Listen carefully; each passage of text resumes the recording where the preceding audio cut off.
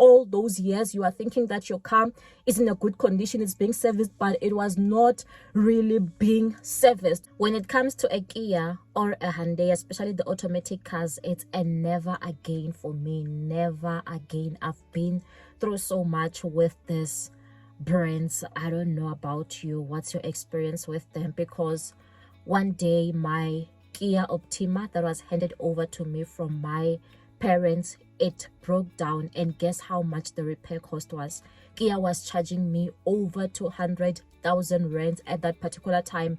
And nowadays a Kia Optima, you can buy it maybe as a used one for around maybe 120, 130, 140, 180.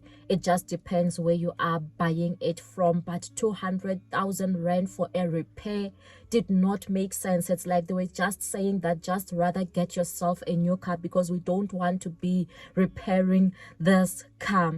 So in 2021, my mom gave me a Kia Optima, a 2012 Kia Optima 2.4 automatic as like an inheritance. So my dad had passed on, so she didn't want to be keeping a lot of cars with her, so she gave me the Kia Optima that they had bought brand new. And this Kia Optima had low mileage because they were not really driving as much. When they gave it to me, I think the mileage was even below 90,000 kilometers, so it was still in a very good condition when they gave it to me in 2021.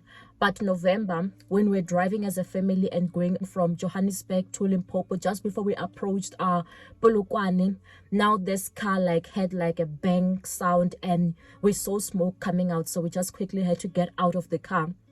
And then, but we're close to Polokwane, and then called the insurance to tow the car, and then they towed it and took it to Kia, the Kia dealership in Polokwane. And then it meant that we had to arrange transport for ourselves to get home. I didn't know that it would tend to be a costly exercise. And with me, I did not plan on selling the car anywhere. I was thinking that maybe I was going to use the car as like maybe a trade-in for when I bought myself the car that I wanted. But now Kia said this is the amount that we'll have to pay for them to assess the car, for them to begin assessing the car.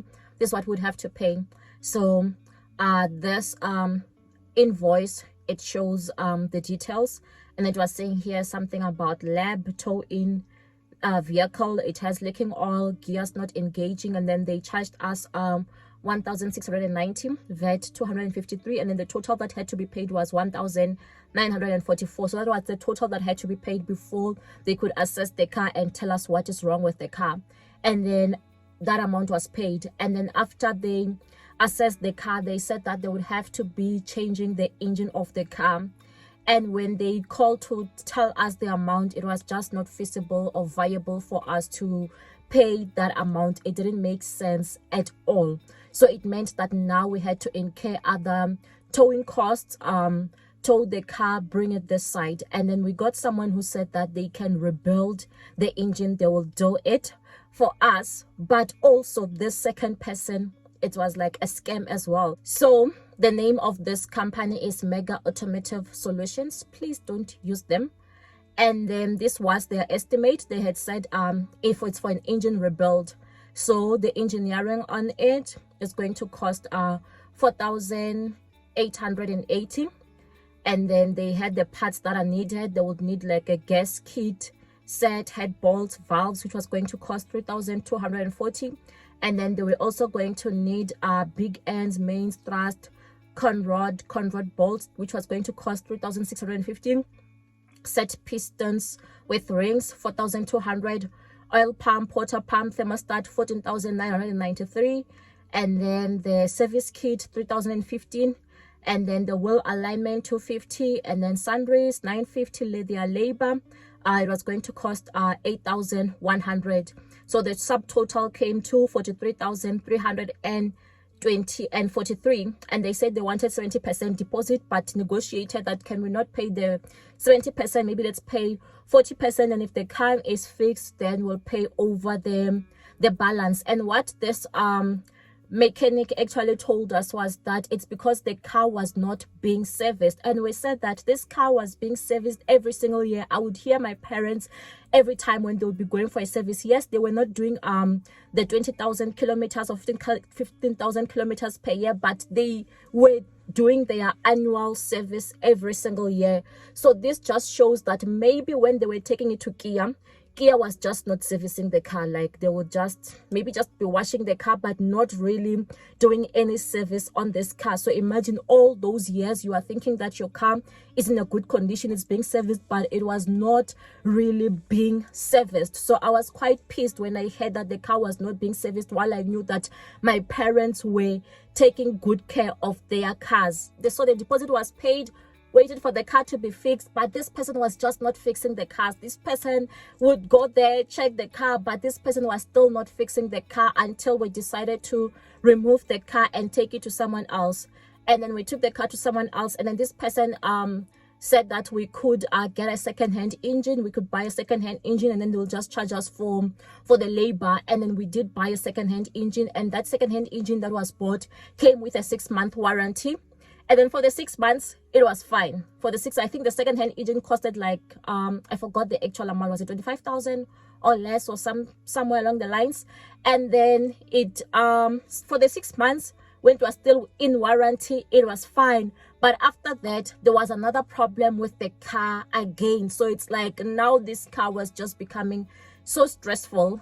And then got the same person to fix the car again, and then now I was opting to just be selling the car because I just did not want to be dealing with further problems again. And I was imagining that if it was my parents now who was going through these issues, imagine they are thinking that they are settling down, they are now in their retirement, they have like fully paid up cars, but now there's this car that's like just coming up with problems. That's just a serious liability. And then after the car was fixed, took it to WeBuyCars to check how much they would take in the car for. So WeBuyCars, their initial estimate was that they would take it for 90,000, but there was a document that was missing at that particular time, because remember that the engine number has been changed. So now we had to be going to Langlaagte and stuff to be changing some particulars of the car so that we can give them that document that they wanted at WeBuyCars. Like at this particular time, I did not even have the strength anymore to be selling the car privately, because I knew that this car has problems. So I did not want anyone coming back to me, because I know for sure that they will encounter problems with the car. So got all the paperwork ready. But now when we went back again to WeBuyCars, WeBuyCars was only offering 85,000 rands. And here is the purchase agreement from WeBuyCars. You have see it has the seller's detail, representative detail, the vehicle detail, and now this car was sitting at 110,000 kilometers in terms of mileage, and agreed on 85,000, though I tried to negotiate the amount, because I was like, last time it was at 90,000. They said, yeah, you know, cars, they keep depreciating, and this car appears to have been involved in an accident, like there was spray work or paint work done on the car, and no paint work was done on the car. This car has never been involved in a car accident. So I don't know where they get that from, like how come, because there was no body work or any kind of work that had been done on the car before. But agreed on the 85,000. I even went there with my spare keys, but they didn't want the spare key. They only just wanted one key, and they transferred, after giving them all the documents that they needed, they transferred the amount right away. It was like a quick process. The process was very quick. I'm quite happy with their process, but they didn't want the spare key. I still have the spare key with me to this day. So we also have a Hyundai Tucson, and it also has issues, and it's an automatic car right now. So I don't know if Kia, Hyundai, all of them just don't service their cars, or they just have a lifespan of only up to a certain amount of kilometers. What has your experience been when it comes to the likes of Kia or the likes of Hyundai? Is it a reliable car that you can keep for so many years, or what? Because I do have a Polo that I bought in 2010. This Polo has never given me any issues, and now the mileage is at around 240,000, but it's still in a great condition. The drive is still quite good. But also when it came to the Optima, initially when my parents bought the car, I loved it so much. The looks on it is quite fine, the features on it is great, and also the drive on it was quite good, but I expected it to be lasting much longer. I didn't anticipate all these problems with the car, and I wonder how the current owner is finding the car, if it's already given them issues by now or what. Be sure to watch this next video.